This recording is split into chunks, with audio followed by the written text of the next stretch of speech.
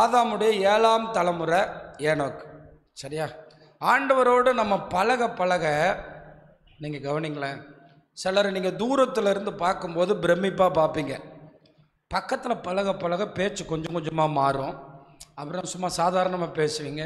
சில நேரம் உங்களுக்கு வயதுக்கு மூத்தவங்கள போடா வாடான்னு பேசுவீங்க.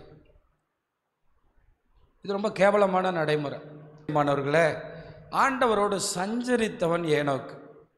மிக நெருக்கமாக இருந்தவன். உங்களுக்கு தெரியும், சஞ்சரிக்கிறதுனா நீங்கள் ஒரு வீட்டில் எத்தனை பேர் குடியிருக்கிறீர்களோ அவர்கள் எல்லாம் சஞ்சரிக்கிறீர்கள்.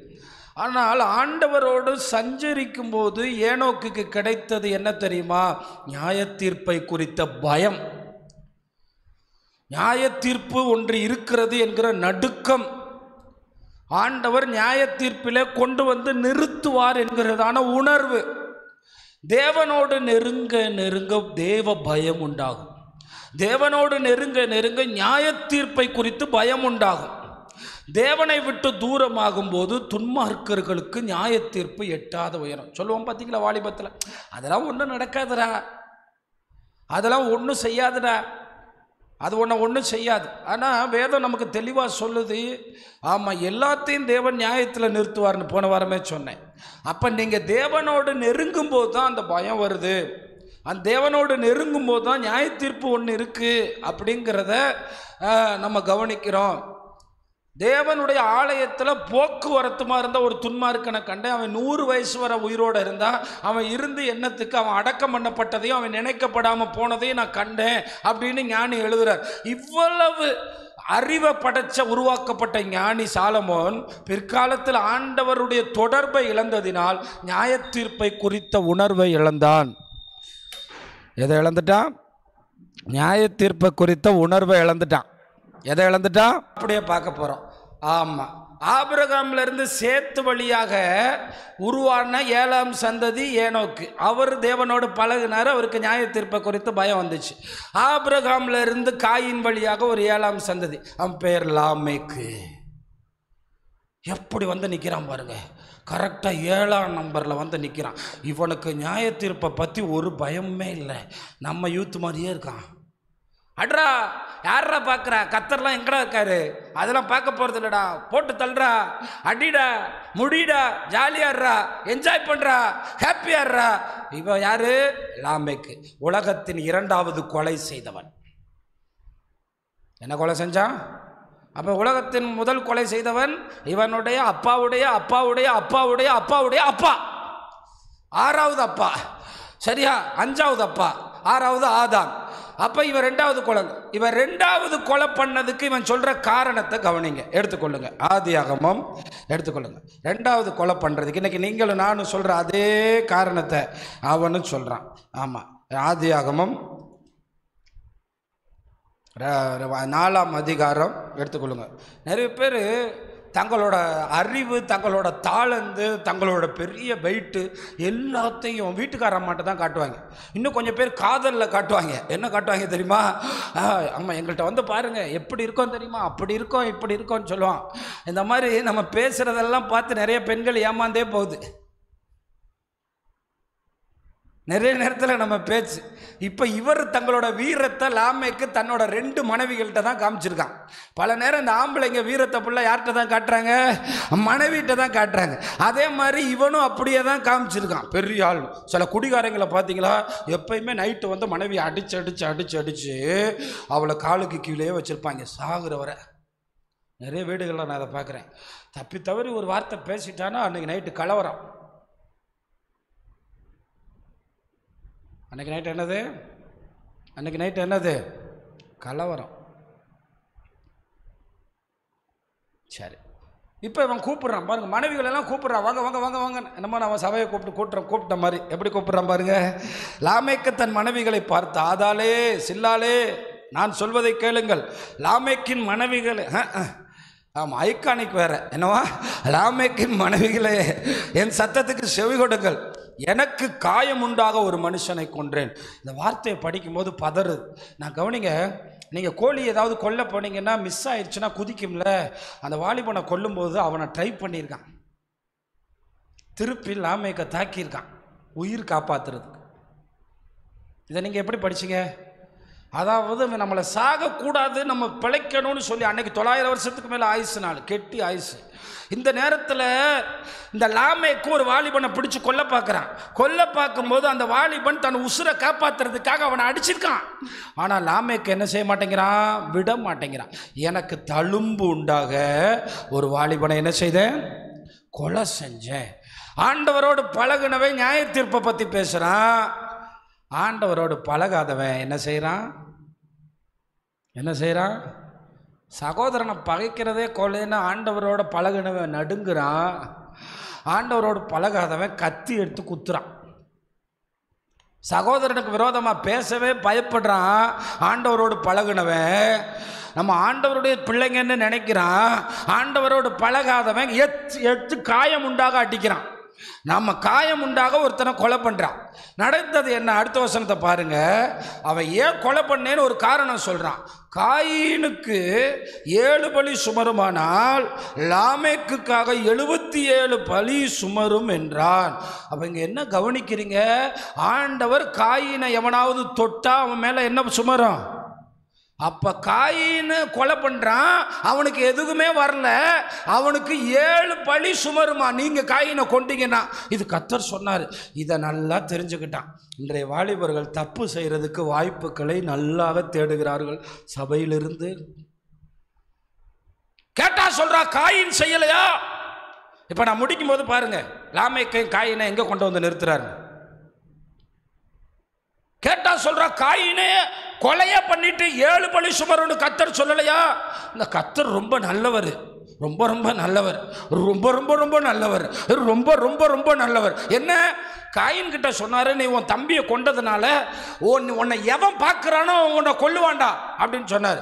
உடனே காயின் ஒரு கொஞ்சம் உருகி, ஆண்டவரே தண்டனை ரொம்ப பெருசாக இருக்குது, வேண்டாம் ஆண்டவரே அப்படின்னு சொல்கிறான். அப்போ ஆண்டவர் என்ன சொல்கிறாரு காயின்ட்ட, அங்கே பார்த்தீங்கன்னா ஆமாம் என்ன சொல்கிறாரு காயின்ட்ட. அப்பொழுது கர்த்தர் 15ஆம் வசனம் நாள், கர்த்தர் அவனை நோக்கி, காயினை கொல்லுகிற எவன் மேலும் 7 பலி சுமரும் என்று சொல்லி காயினை கண்டுபிடிக்கிறவன் எவனும் அவனை கொன்று போடாதபடிக்கு கர்த்தர் அவன் மேல் அடையாளம் போட்டார். இவ கவனிங்க தம்பிங்களா, இது காயினோட மகன் ஏனோக்குக்கு தெரிய வர, இந்த ஏனோக்கோட மகன் ஈராத்துக்கு தெரிய வர, ஈராத்தோட மகன் மெகுலாவேலுக்கு தெரிய வர, மெகுலாவேலுடைய மகன் மெத்துசாவேலுக்கு தெரிய வர, மெத்துசாவேலோட மகன் லாமேக்குக்கு தெரிய வருது. நம்ம தாத்தா தப்பு பண்ணா கடவுள் தண்டிக்கல, தப்புனா கொலையே பண்ணா. இன்னைக்கு எப்படி நம்ம பிள்ளைங்க வாழ்றாங்க, எங்க அப்பா குடிக்கிறாரு, எங்க அப்பா கஞ்சா அடிக்கிறாரு, எங்க அப்பா தண்ணி அடிக்கிறாரு, நல்லா தானே இருக்காரு, நானும் அடிக்கிறேன். எங்க அப்பா தப்பா பேசுறாரு, நல்லா தானே இருக்காரு, நானும் அடிக்கிறேன். ஆனா புதிய ஏற்பாடு காயினை கடுமையாக சாடுகிறது. பாதாளத்தில் ஒருத்தன் இருக்கான்னு ப்ரூஃபாக புதிய ஏற்பாடு சொல்லுதுன்னா அவன் பேர் என்ன, காயின். நரகத்துக்கு ஒருத்தன் போவான்னு ப்ரூஃபாக நம்ம இங்கே சொல்ல முடியாது, ஆனால் ஒருத்தனை மட்டும் சொல்லலாம். அவன் யாருன்னா யாரு, காயின். இதில் இருந்து நல்லா புரிஞ்சுக்கிறங்க. அந்த தம்பி அப்படி போகிறான், இந்த தம்பி இப்படி போகிறான், அந்த வாலிபன் அப்படி போகிறான், இந்த வாலிபன் இப்படி போகிறான். மொத்தமாக நம்ம நாசமாக போகிறதுக்கான வழியை தேடிக்கிட்டே இருக்கோம். நல்லவர்களை தேடுங்கள். தானியேல் சொல்வார்ல, ஞானவான்கள் ஆகாய மண்டலத்து வெளிச்சத்தை போல என்னாலும் என்ன பண்ணிக்கிட்டே இருப்பாங்களா, பிரகாசி கொண்டிருப்பாங்க. ஒரு காலத்தில் ஆண்டவர் நம்மளை ஒரு நட்சத்திரம் மாதிரி வச்சுருக்க போகிறார். நம்ம பிரகாசிக்க போகிறோம் பரலோகத்தில். அந்த ஆசை உங்களுக்கு இருக்கா? அப்போ இங்கே என்ன தெரியுதுன்னா, எங்கள் ஏரியாவில் ஒருத்தன் சண்டை போட்டான், ஜெயிலுக்கு போனால் வெளியே வந்துட்டான். எங்கள் ஏரியாவில் ஒருத்தன் அடித்தான், வெளியே வந்துட்டான். எங்கள் ஏரியாவில் ஒருத்தன் தப்பு பண்ணால் அந்த வெளியே தான் சுற்றுறான். இதனால தான் இன்றைக்கி நிறைய கொலை தமிழ்நாட்டில் நடக்குது. ஏன் இப்போ அதிகமாக கொலை நடக்குதுன்னா, கொலை பண்ணிவிட்டு 7 நாளில் என்ன பண்ணிடுறான், வெளியே வந்துடுறான். அப்போ இப்போ இருக்கிற காயினுக்கும் லாமேக்குக்கும், காயினை விட்டுருங்க, லாமேக்குக்கு நல்லா தெரியுது தப்பு பண்ணால் வெளியே வந்துடலாம். இன்னொன்று ஒன்று தெரியுமா, எப்படி வெளியே வரலான்னு எல்லா நுணுக்கத்தையும் வக்கீல்கள் காட்டி கொடுக்குறாங்க. இது நிமித்தம் தேசம் பாவத்தினால பெருகிருச்சு. இது நிமித்தம் ஆண்டவருக்கு வேறு வழியே இல்லை, தண்டனைகளை ஊற்றிக்கிட்டே இருக்கார். நீங்களும் நானும் தேவனோடு நெருங்கி அவருடைய நியாய தீர்ப்பை குறித்து கவனமாக இருக்கணும். நான் என்ன பண்ணேன்னா, இன்றைக்கி லாமேக்கை பற்றி தான் முதல்ல யோசிக்க ஆரம்பித்தேன். லாமேக்கை பற்றி யோசிக்கும்போது டக்குன்னு என்னன்னே, ஆதாம்லேருந்து இவன் பார்த்தா கரெக்டாக 7ஆம் தலைமுறை. ஆனால் ஒரே நேரத்தில் வாழ்ந்தவங்க தான் ஏனோக்கும் லாமேக்கும். ஏனோக்கு லாமேக்கு ஒரே காலகட்டத்தில் வாழ்ந்த. ஒருத்தன் கடவுளோட சஞ்சரிக்கிறான், ஒருத்தன் கொலை பண்ணுறான். ஒரே சர்ச்சில் தான் 2 பேர் வாழ்கிறோம். ஒருத்தன் கடவுளோட சஞ்சரிக்கிறான், ஒருத்தன் தவறு பண்ணுறான். ஒரே யூத் மீட்டிங்க்கு தான் வர்றோம். ஒருத்தன் கடவுளுக்கு பயப்படுறான், இன்னொருத்தன் ஏமாத்துறான். நீங்கள் எப்படி? இன்றைக்கி நான் கேட்குறேன், உன் வாலிப வயது வரும்போது உங்கள் அப்பா உன்னை திட்டும்போது நீ முகத்தை மறைக்கிறீல்ல, காயினோட ஆவி. உங்கள் அப்பா தான் உனக்கு சோறு போட்டார், உன்னை தோளில் தூக்கி வளர்த்தாரு, உன்னை மடியில் போட்டு தட்டி கொடுத்தாருன்னு யோசிச்சு பார்க்க முடியுமா 13 வயசில்? ஏன் பிசாசு உள்ள வரும்போது பகை வருது. என்ன வருது? அவன் நல்லதுதான் சொல்லி கொடுத்துருப்பான், அவனை பகைப்போம். அதெல்லாம் இப்போ உள்ள பசங்களுக்கு 7 வயசு ஆனால் போதும், 6 வயசு அப்பாவை அடிக்கிறான் திரும்ப.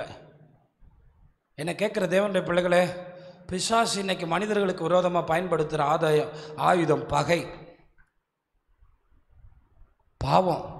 இவர்களிருந்து நீங்கள் வரணும்னா ஒன்று சொல்கிறேன், நீ கோடி ரூபாய் கேட்டு ஆண்டவர் சமூகத்துக்கு போகாத. காலையில் நியாயத்தீர்ப்பை குறித்த பயத்தோடு போ. சங்கீதம் 9 என்ன சொல்லியிருக்குன்னு பாருங்கள். இதெல்லாம் கேட்கும்போது உங்களுக்கு தெரியும், நீங்கள் அசால்ட்டாக உட்காந்துருக்கீங்க நியாயத்தீர்ப்பு எப்போ வரும்னு. ஆனால் சங்கீதக்காரன் தாவீது என்ன சொல்கிறான் பாருங்கள். ஆமாம், நான் முடிச்சிடறேன் 5:30. ஆனால் சங்கீதம் 9 நீங்கள் கவனித்து பாருங்கள் என் பிரியமான தேவ பிள்ளைகளை. ஆமாம், கவனித்து பாருங்கள். அதில் ஒரு நியாயத்தீர்ப்பை குறித்து ஒரு வசனம் இருக்குது.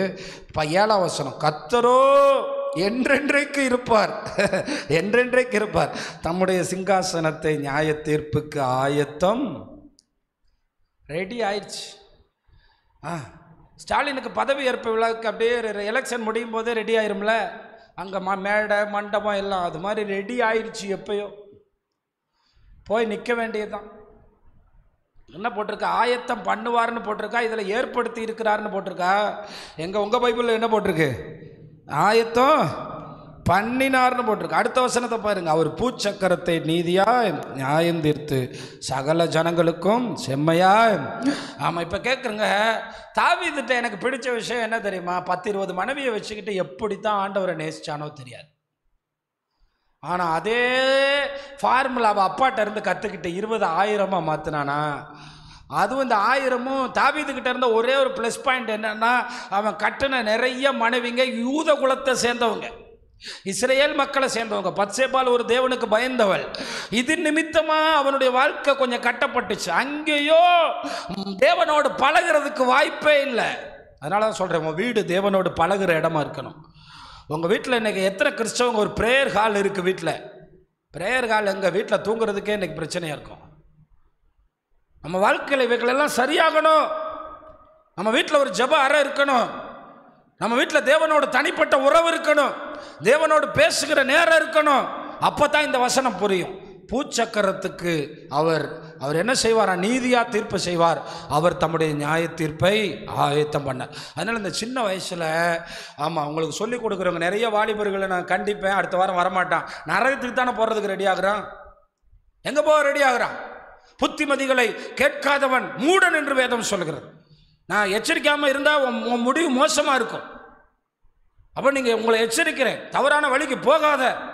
தவறான வழிக்கு போனால் அழிந்து போவீர்கள். கடிந்து கொள்ளுதலை கேட்கலைன்னா நாசம் அடைவீங்க. வேதம் சொல்லுது திரும்ப திரும்ப. அதனால் நான் திரும்ப திரும்ப உங்களுக்கு சொல்லித்தாவேன். என் பிள்ளை நாசம் அடைகிறதுக்கு நான் கேட்டுட்டு பார்த்துட்டு இருக்க மாட்டேன். அதனால் நீங்கள் என்னை பகைச்சிங்கன்னா நீ தேவனோடு உறவு இல்லாதவன். தாவீது சொல்கிறாரு, நீதிமான் என்னை கொட்டட்டும், அது என் தலைக்கு எப்படி இருக்குமா? அதுவும் கொட்டட்டும். அப்படி இல்லாதவன் ஆசீர்வதிக்கப்படவே முடியாதுங்க. நான் உண்மையை தான் சொல்கிறேன். நானாக இருந்தாலுமே நிறைய பேர் நமக்கு நல்ல காரியங்களை சொல்லிக் கொடுக்கும்போது அதை ஏற்றுக்கொண்டால் தான் நம்ம வளர்ந்து போக முடியும், நாம் ஆசீர்வதிக்கப்பட முடியும். முக்கியமாக தேவனோடு நாம் பழகினா தேவனுக்கு பயப்படும். கண்டிப்பாக தேவனுக்கு பயப்படும். கண்டிப்பாக தேவனுக்கு பயப்படும். நான் ஒரு விஷயத்தில் மனுஷன் என்ன பார்ப்பான்னு நான் நினைக்கிறதே இல்லை. தேவன் என்ன பார்ப்பார்? தேவனுக்கு முன்னாடி இது என்ன? எவரும் நம்மளை கண்ட்ரோல் பண்ண முடியாது. ஆனால் மேலே இருக்கவர் நம்மளை கண்ட்ரோல் பண்ணுவார். மேலே இருக்கிறவர் நம்மளை நியாயத்தீர்ப்பில் கொண்டு போய் நிறுத்துவார். இதை இவர் எழுதியிருக்கார். எடுத்து பாருங்கள், யோவான். இதை மட்டும் நான் வாசித்து முடிக்க விரும்புகிறேன்.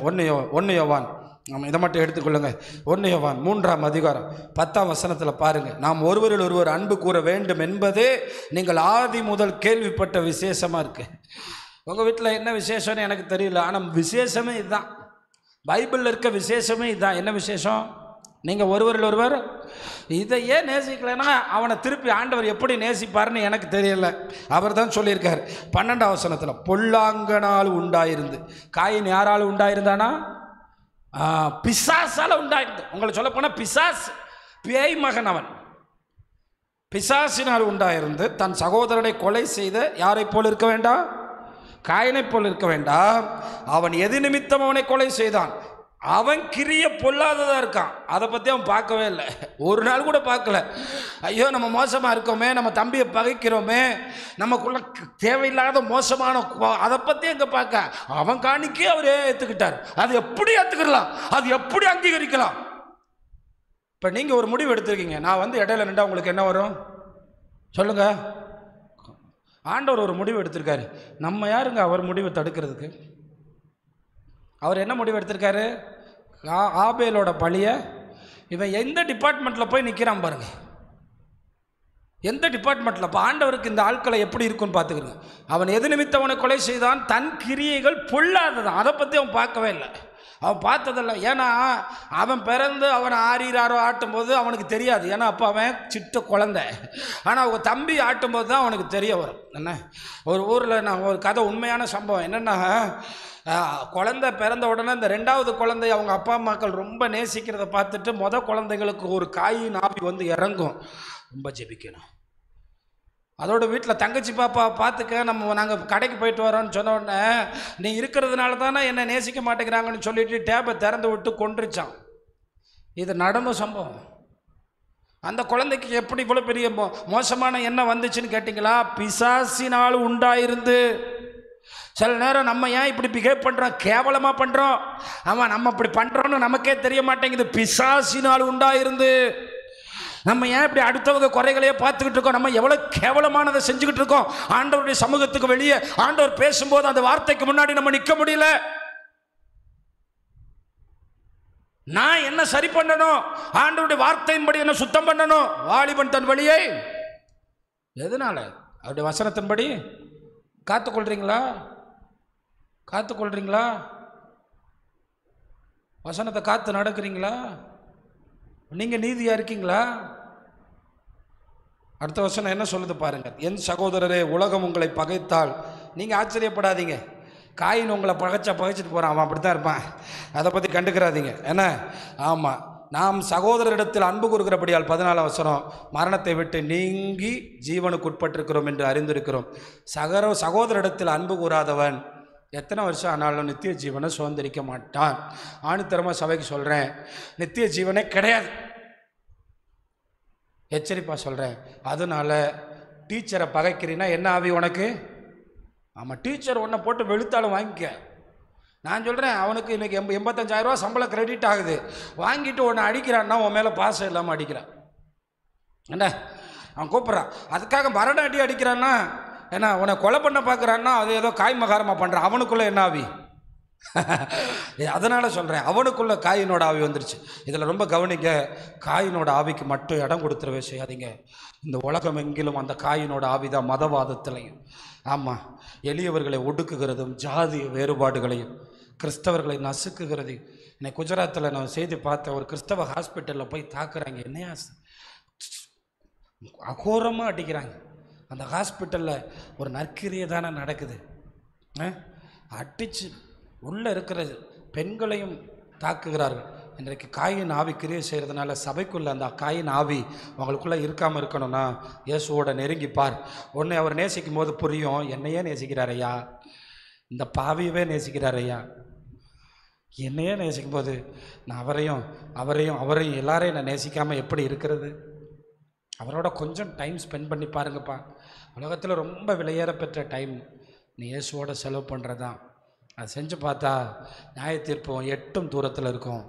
நீ பயப்படுவ, தாவீது ஆண்டவரோட ரொம்ப நெருக்கமாக இருந்தனால தான் சொல்கிற முடியும், நியாய தீர்ப்புகளை குறித்து பயப்படுகிறேன், பாதி ராத்திரியில் எழும்பி உம்மை துதிக்கிறேன். சரிதானா?